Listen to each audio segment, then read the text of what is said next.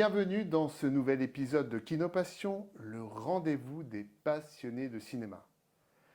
Aujourd'hui, j'ai le plaisir et l'honneur de recevoir le frère du samouraï, Jean-François Delon. Bonjour Jean-François. Bonjour. Merci d'avoir accepté mon invitation dans Kinopassion. Bienvenue, merci de nous recevoir chez toi. Comment vas-tu ? Quand je vais bien quand je parle de cinéma. Et ça tombe bien parce que nous allons parler de cinéma, Oui, alors, et encore de cinéma. donc ça va bien. Alors, Jean-François, le cinéma arrive très tôt dans ta vie, puisque ton père, votre père, Fabien Delon, était directeur du cinéma Le Regina à Bourg-la-Reine. À Bourg-la-Reine. Plus tard, tu as suivi les cours dramatiques de Claude Viriot et Jean Marchand, mais tu t'es dit, en fait, je préfère être derrière la caméra que devant. Oui. C'est venu comme ça, naturellement. J'ai été un peu sur scène dans les trucs d'école, comme ça, pour des petites pièces, des petites piécettes, qui me plaisaient bien, mais je suis pas... il y en a déjà un qui était là, je ne veux pas seconder Delon, quoi. Je veux dire, non, puis je préférais la mise en scène. Je préférais le cinéma, mais dans sa mise en scène, pas en tant qu'acteur. Et justement, plus tard, tu vas intégrer les plateaux de tournage comme stagiaire, puis assistant réalisateur, puis premier assistant réalisateur. Et parmi les films, il y a le premier, c'était La Sentinelle endormie de Jean Dréville. Là, tu es stagiaire, je crois. Stagiaire, oui, voilà. complètement. On a aussi ce film magnifique qui est Le Roi de cœur de Philippe de Broca, Jeff de Jean Herman, Jeff de Jean Herman, oui. Borsalino de Jacques Deray, où tu fais une petite apparition. Dans Jeff, j'ai deuxième assistant. Ah, deuxième assistant dans Jeff. Oui, d'accord. Oui. Et dans Borsalino, alors tu es... On était 4 assistants parce que c'était un film difficile, il y avait plein de scènes, plein de choses. Donc il y avait 2 premiers et puis il y avait 2 seconds. D'accord. Voilà. Et en plus, tu fais une apparition. Oui. Mais où on te reconnaît. Une seconde. Je quitte le piano, je dis bonjour et je me rassois. Et tu dis bonjour. C'est-à-dire une seconde. Tu dis bonjour à Alain Delon. Et d'ailleurs, quand je revois le film, je fais un arrêt sur image pour voir. Mais on trouve d'ailleurs la photo est dans le schnock consacré à Alain Delon. Tout à fait. Avec l'interview très belle interview que tu as donnée à notre ami Luc Lariba. Ensuite, Madeleine de Roger Kahn. Oui, Madeleine. Donc il y a aussi La Veuve Coudert. La Veuve Coudert, oui. De Pierre Granier de Fer. Les Granges Brûlées. De Jean Chapeau, oui. De Jean Chapeau. Et Un flic. De Jean-Pierre Melville. Dont nous reparlerons un peu plus tard, Jean-Pierre Melville, dans l'émission. Et tu es aussi photographe. Tu fais énormément de photos d'artistes, d'acteurs, d'actrices, d'hommes politiques. Et parfois des premières photos, comme Vanessa Paradis, par exemple. J'ai fait ses premières photos, elle avait 13 ans. Ah oui, effectivement, c'est les tout débuts. Envoyé par son oncle, voilà, parce qu'il voulait la faire chanter. Il avait une idée comme ça. Elle avait 13 ans, elle était toute timide quand elle est arrivée chez moi. Mais après, quand son père est venu la rechercher de la prise de vue, elle ne voulait plus partir. Encore les photos. Et je précisais en introduction, ton intérêt, ta passion pour le cinéma, elle est née dans une salle, celle du Regina, à Bourg-la-Reine. Oh oui, j'avais 5 ans, je regardais les affiches, je ne pouvais pas rentrer dans la salle, j'avais 5 ans, c'était, voilà. Mais je regardais, tiens, tel film dans une semaine, tel film dans une semaine. Voilà, j'étais passionné déjà par le cinéma et ça m'a gardé toute ma vie.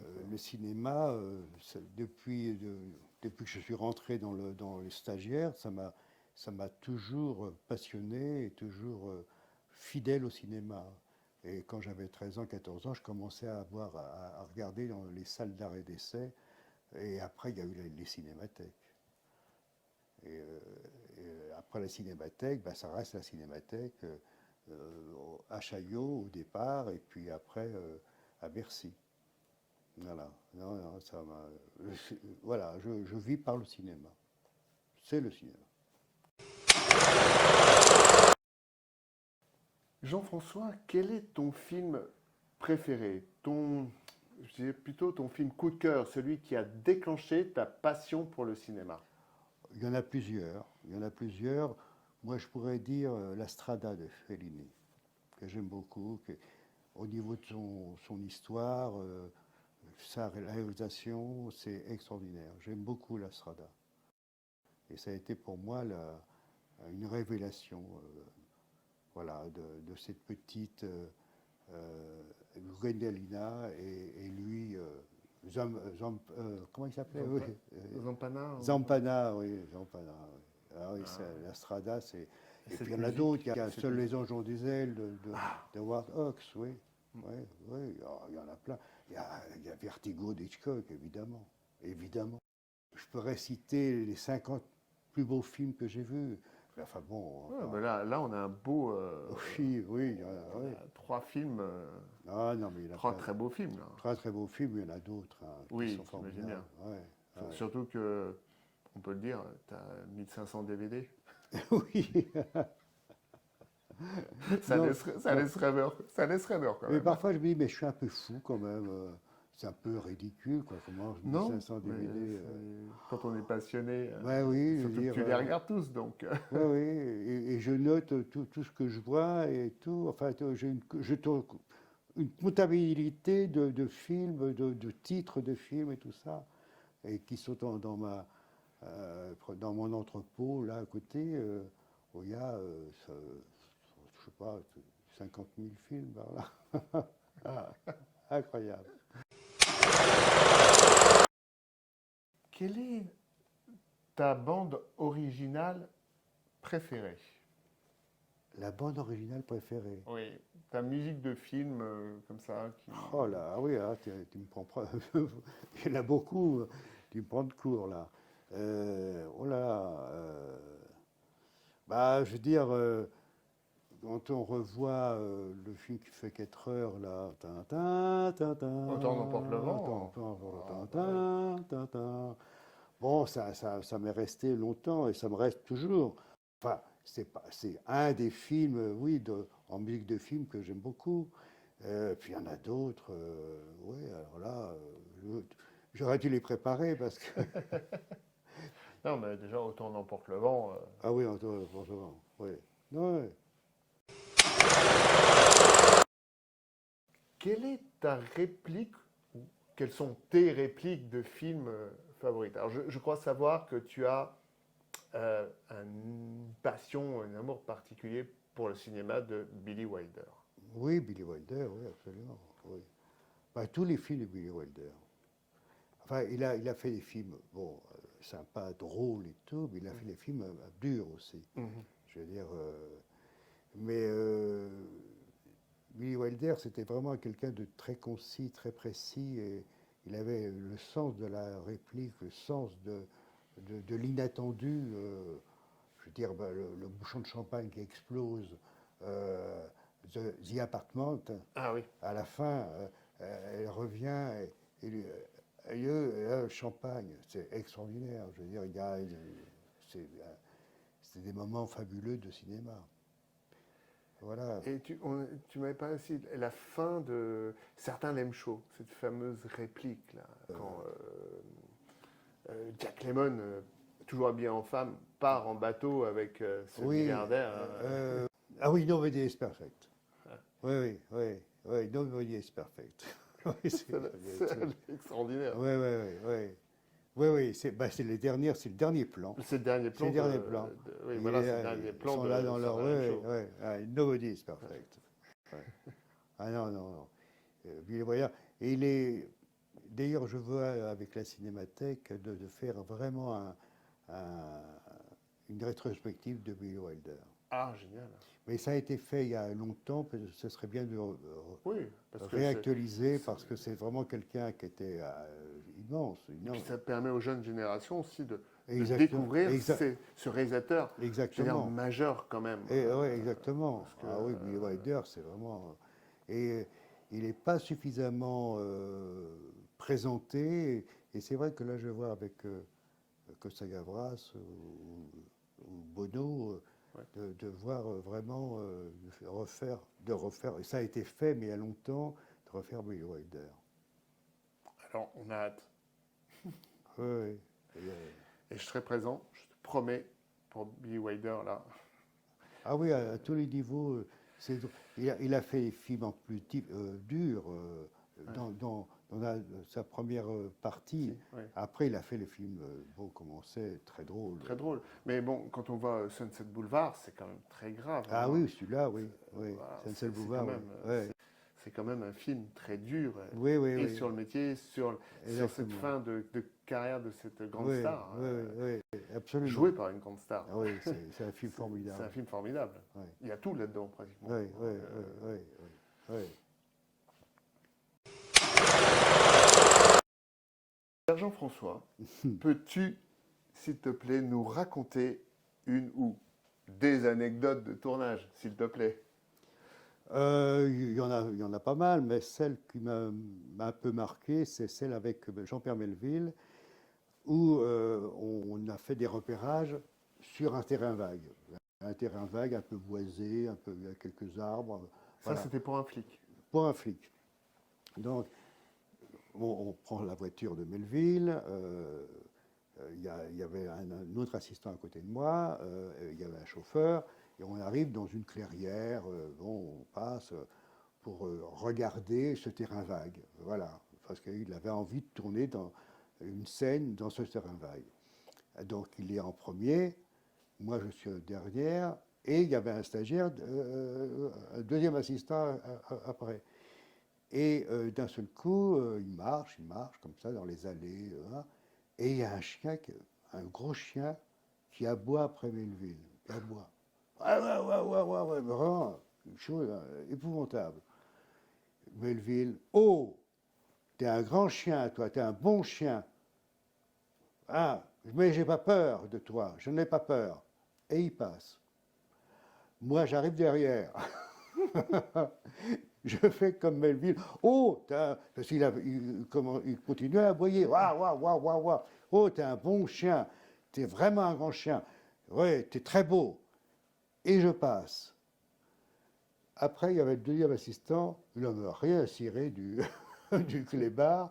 Il va, paf, le chien l'attrape au mollet.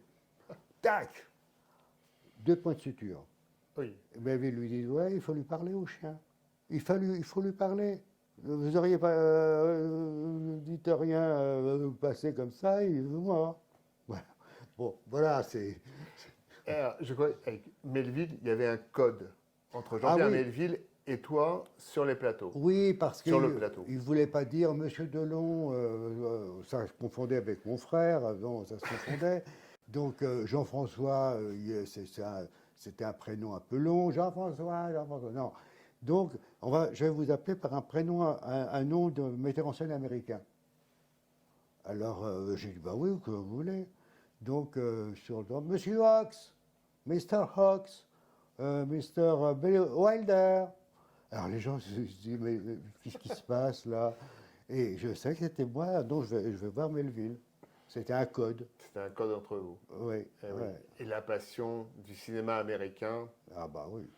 De Jean-Pierre Melville. Ah non, c'était formidable.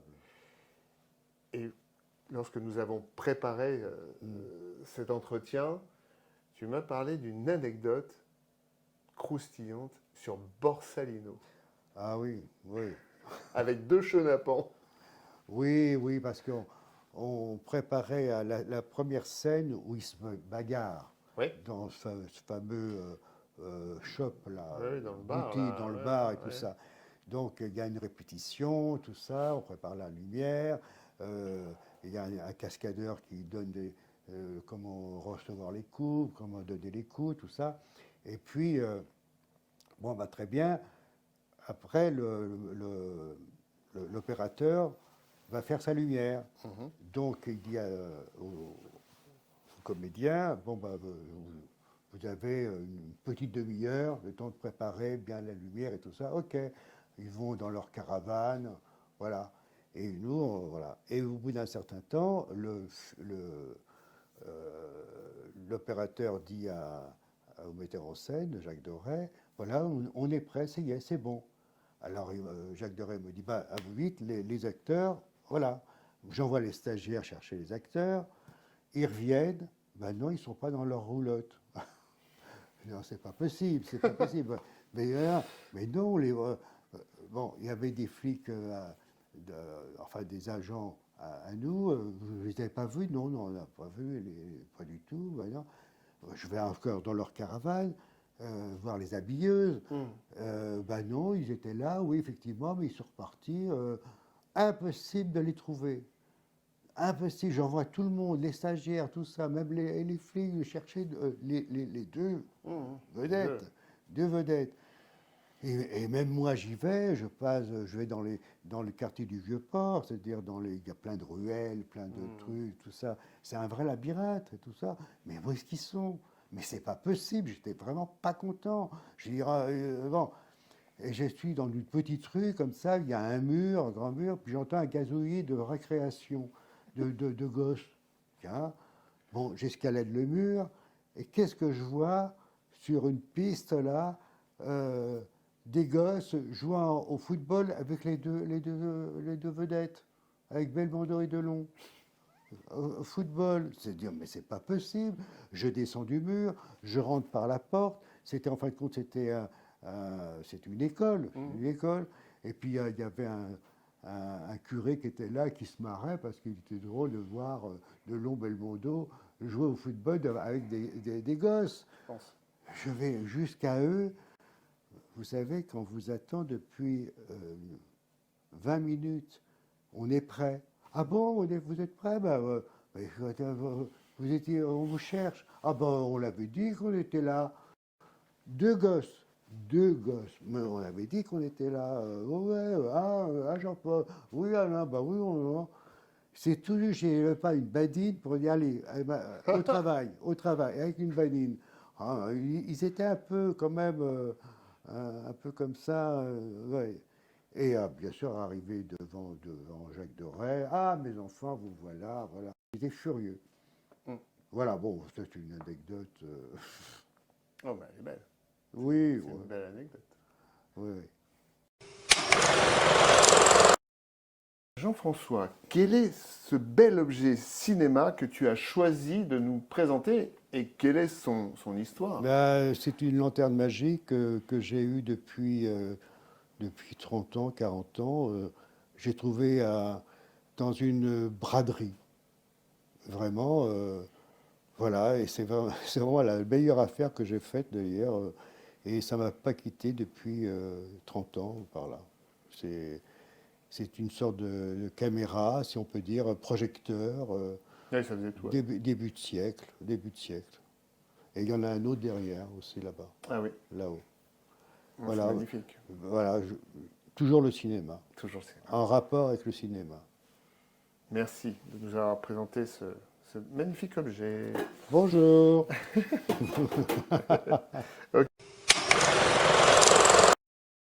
À présent, Jean-François, parlons de ton actualité.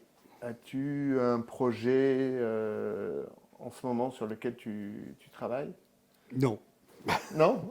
Bon, mais ça au peut revoir. arriver d'un seul coup. Ouais, Ça peut arriver d'un seul coup. Et à ce moment-là, dès que j'ai comme un hameçon,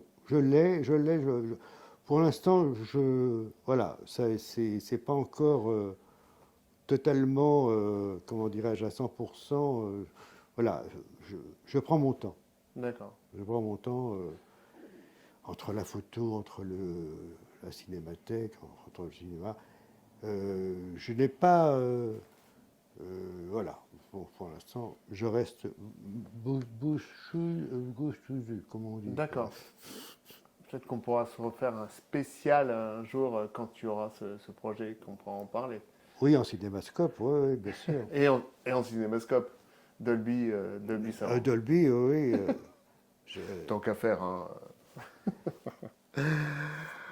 En tout cas, un immense merci, Jean-François, d'avoir participé à Kinopassion, d'avoir partagé avec nous ta passion et ton amour pour le cinéma. Ça a toujours été le cinéma. Je vis par le cinéma. Ça n'empêche pas que j'aime bien le théâtre, Oui. et bien sûr le piano, parce que je joue du piano. Oui. Voilà, tous les arts que j'aime. Mais c'est le cinéma en premier. En premier. Ouais. En premier. Merci à vous de nous avoir regardés. Si cela vous a plu, comme d'habitude, n'hésitez pas à vous abonner à la chaîne Kinopassion Paris, à partager, à liker, à commenter et à faire connaître la chaîne et le programme. Voilà, comme Jean-François.